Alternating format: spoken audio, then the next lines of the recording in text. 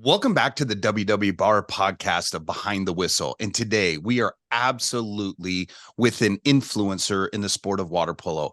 I am honored and blessed to have Mr. Ken Kuroda with us today. Ken, thank you so much for being part of the podcast today. Yeah, Stephen, thank you very much for giving this opportunity to me. I'm very much excited about this. Thank you so much. And I really, it's such a blessing because we're lucky enough. You're at the time of this recording, you're here in the United States Correct. at the World Aquatics Cup in Los Angeles. And so Yeah, that helped us with time change yeah, indeed. items. But specifically, you have had such a great journey in the sport of water polo. So explain to us a little bit what that looks like from Yeah, the yeah. Kuroda perspective. Thank you very much. And maybe my career or development in water polo is kind of unique because, of course, I played water polo very competitively in Japan during my junior high school all the way to the university. And then after graduating the university and joining a trading house in Japan, I kept playing, I would say rather socially. And then after completing a 5-year assignment in New York, I came back to Tokyo and became the head coach of my university. And then, I got more and more involved in water polo. And around the year 2000, I was appointed to the Japan Water Polo Committee. And I was mainly taking care of the international affairs. And then, 2005, I was appointed to the Technical Water Polo Committee member for Asia. And then further, back in 2013, I was appointed to the FINA, at that time FINA, Technical Water Polo Committee member. And since then, I've been mostly taking care of the committee activities. And then back in 2019, I was elected the chairman or chairperson of the Asian Swimming Federation's Technical Water Polo Committee. And last year in Budapest, I was appointed to the vice chairperson of the FINA Technical Water Polo Committee, currently World Aquatics. So therefore, it's kind of a unique, activity because I didn't play for Japan, but I've been mostly on the international affairs side of the water polo. Well, and it's so amazing because you are so well respected in the community of water polo from Thank you very much. players, from governing bodies, and especially the referees, which is, part of the World Water Polo Referee Association. And they really look to you for guidance. And because you have been involved in the sport, you really bring some very technical attributes of the sport because you've seen it grow over a period of time. Mm. And I think that's so unique to our sport. And especially coming from Japan, you have even more of a different outlook than probably the rest of the world from either the Americas or even Europe. Your view of the sport, for let's say from a 30,000-foot level, probably looks much different than some of the other countries. Yeah, maybe because, my approach maybe more from the kind of my business experience, like analysis and how to implement things and so forth. That's why that may have made some, a little bit of change in my approach in Yeah. comparison with other people.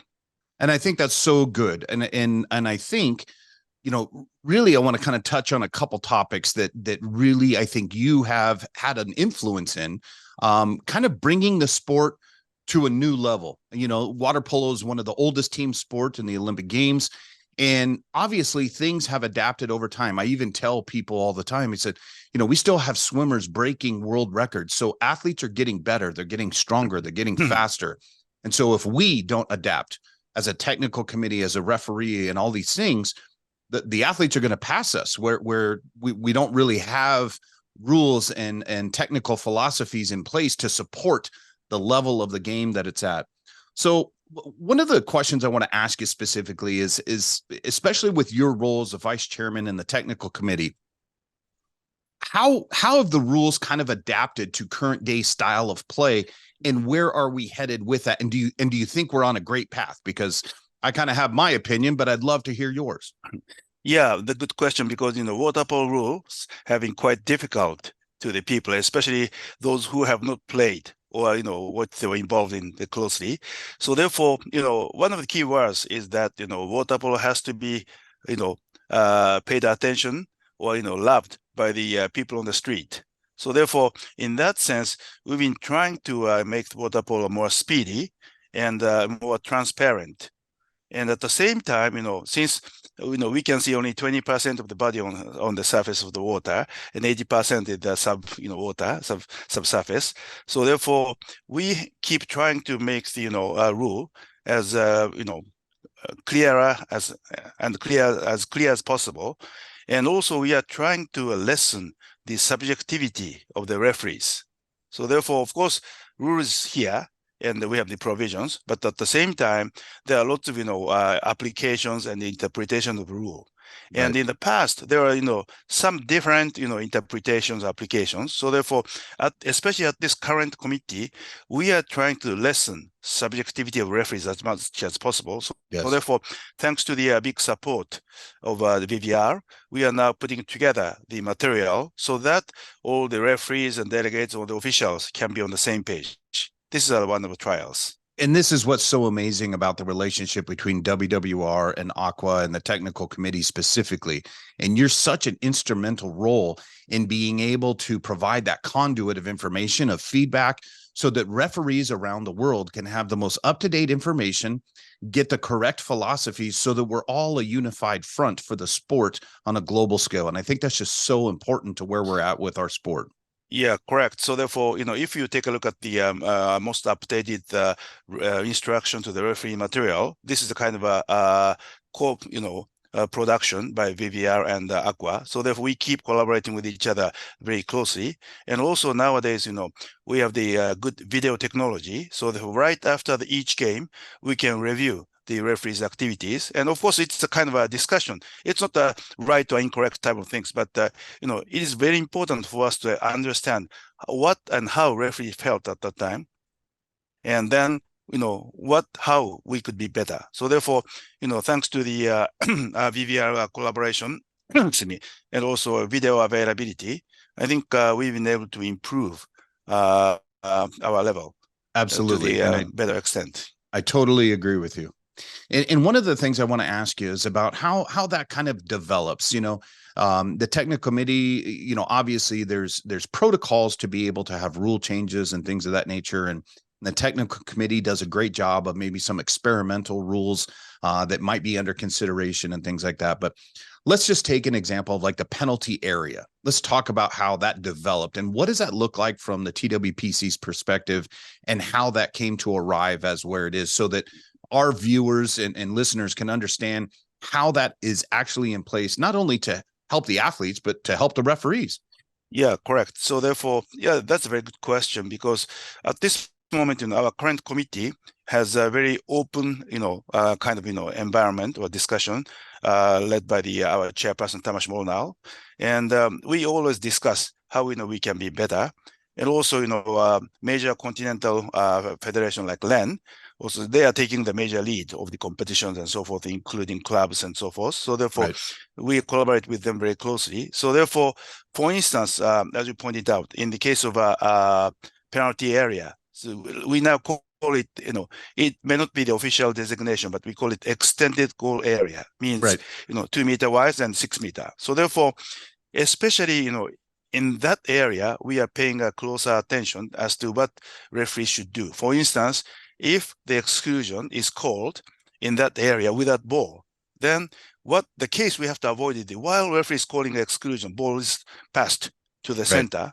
And this is a more favorable scoring opportunity than penalty throw, right? So therefore, Correct. at least we have to control to make sure who's excluded, then pass is thrown.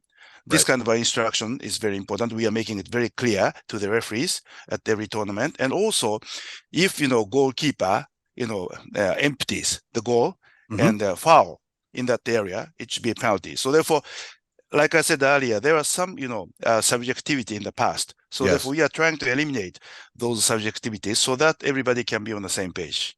And I think that's so critical because our sport, like you said, we only can see 20% of it. And so to take that subjectivity out and try and make it a more unified front of maybe some more black and white observations, it makes the sport easier to a viewer to understand. If I don't have any experience with water polo, I can arrive to a pool and watch a game and understand based on what the referees are doing in the style of play. And I think that's so important. It's great to share.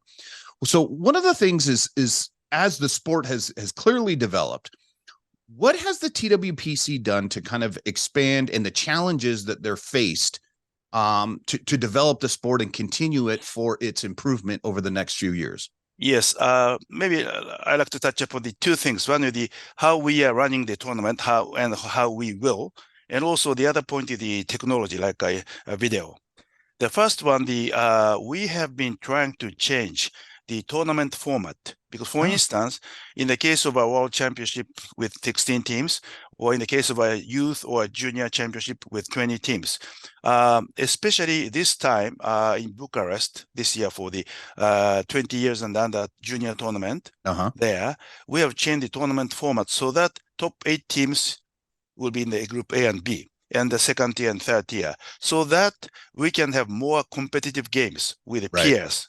Right. But still, let's say, top teams of secondary or third group can still try to challenge to the higher teams. So therefore, let's pick up the example of Japan team.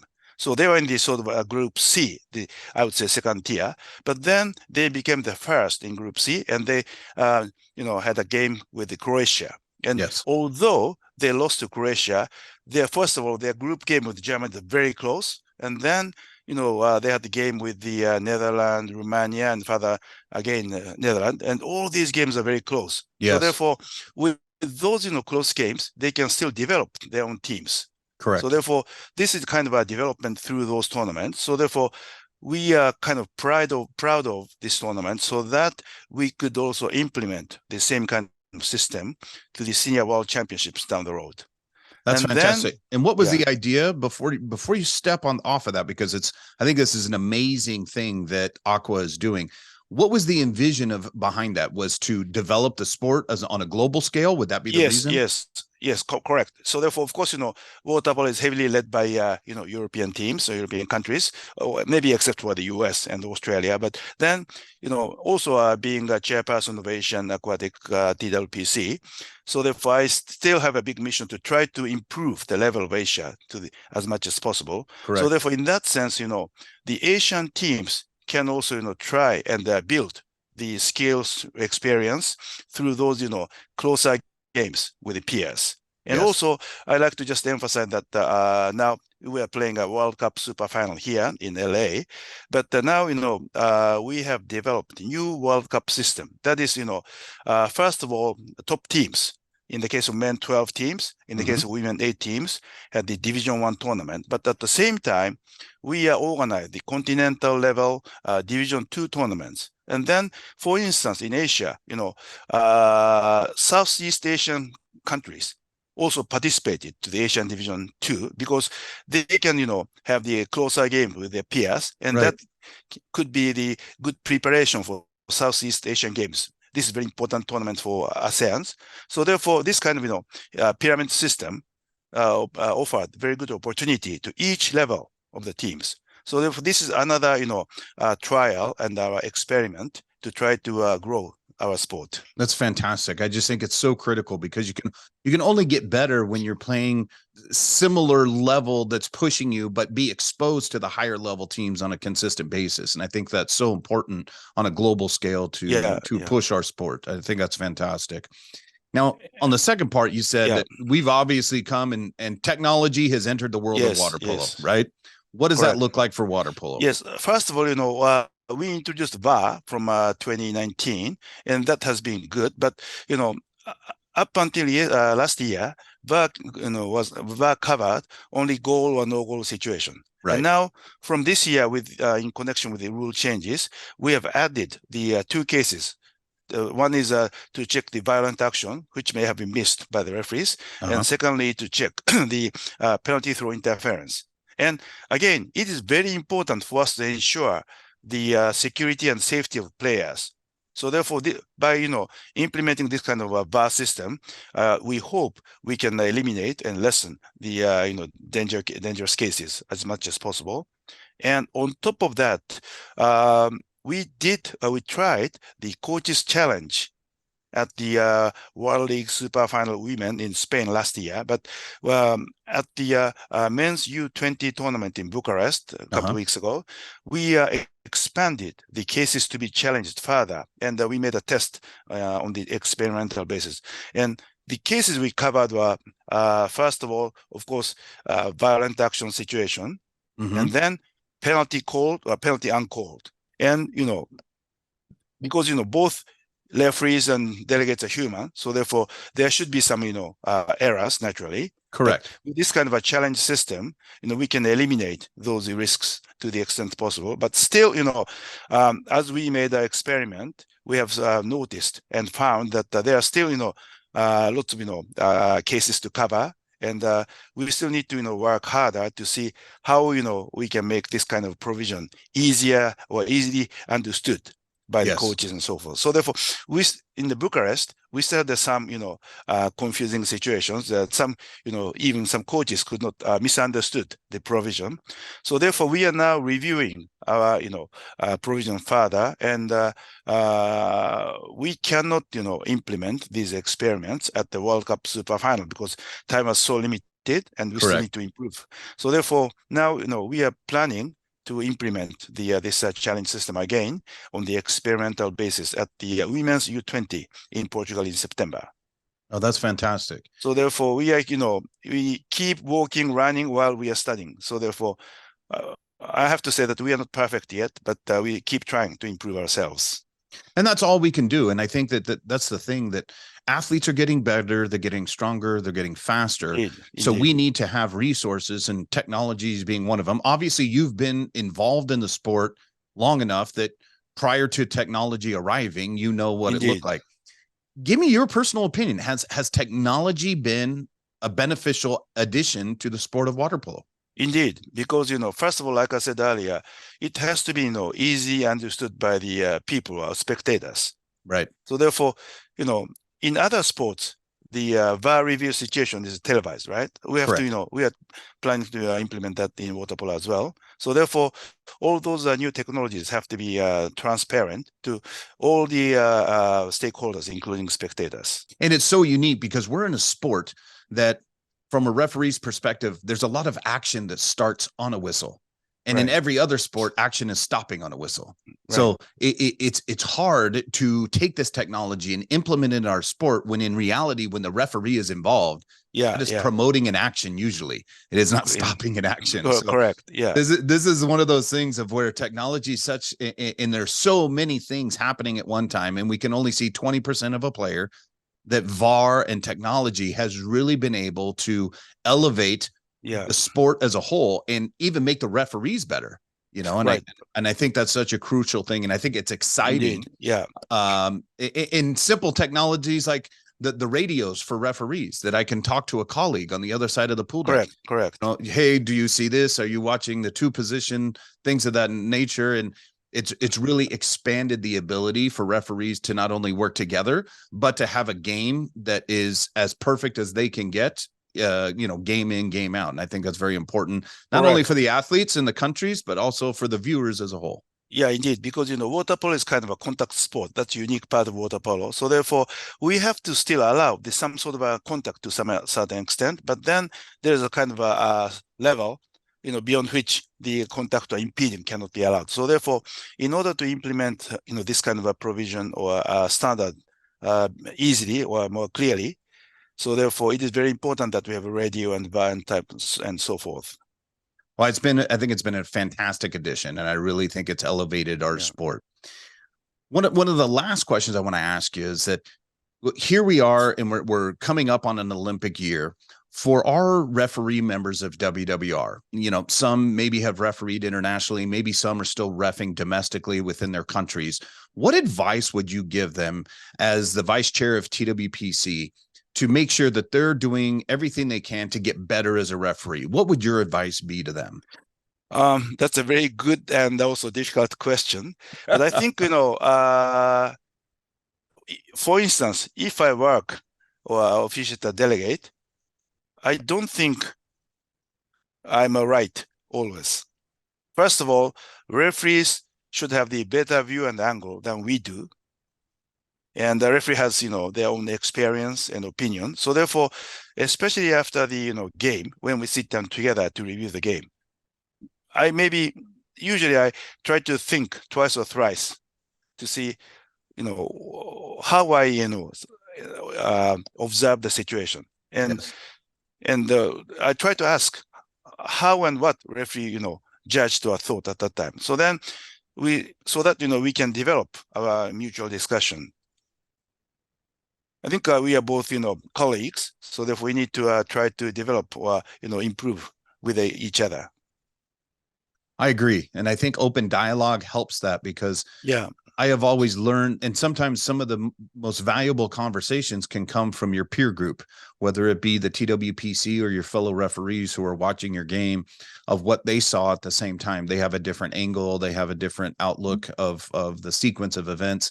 And I think that's so important in the development of a referee, is that you are allowed to have these conversations to be able to refine your skills to become the best referee that you can at any given time, because the sport definitely is getting better. The athletes are getting better. And at the same time, we as referees also have to be better. Yeah. Yeah. Yeah, for instance, when the rule was changed back in 2018-19 for the penalty foul to be called, even the attacker has a ball in hand against the tackle from behind. At Yes. that time, many people said it would make referee scores easier, but actually, the referee scores have turned out to be more difficult in that respect. And why So would this you is say what something is like it. that? Because I completely agree with you. Why would you say that? Because in the beginning, written rule could have us understand that it would be easy. Right. It would make things easier. However, then as you are, well aware, then what about the angle, shooting position, readiness for shooting, second defender? So therefore, Yes. lots of factors are around. So it's good that we can have discussions like this, because Yeah, even though we think we are helping and maybe providing more clarity for referees and fans to be able to watch the yeah, sport, the reality is there's a lot of other variables that come into play that we didn't think about when we implement a rule or things of that nature. And we see that all the time. I mean, we are unique here in the United States that we have 4 rule books for water polo, so it's a little bit different than and long just I heard, thick and long I heard. so it's difficult to that we expand, but we take all of our influences from the Aqua TWPC, and that's where the baseline of our sport comes from. And so everything is that trickle down effect. It's the same type of pyramid that you're talking about from a tournament perspective. We're using it for the referee philosophies of the game, that it's coming all the way down into each individual country. And we're very blessed to have a vice chairperson like you who communicates and works with us as a colleague with WWR to make all of our referees better throughout the world. So, Thank you Mr. very Ken much. Kuroda, I truly appreciate your time today. And thank you so much for being Same part of here. our Thank you very podcast. much, Stephen. And enjoy your time in Los Angeles and have fun. Sure will. Thank you. I was very much impressed with the culture of California water polo here, with a lot of kids playing. It's a very good environment.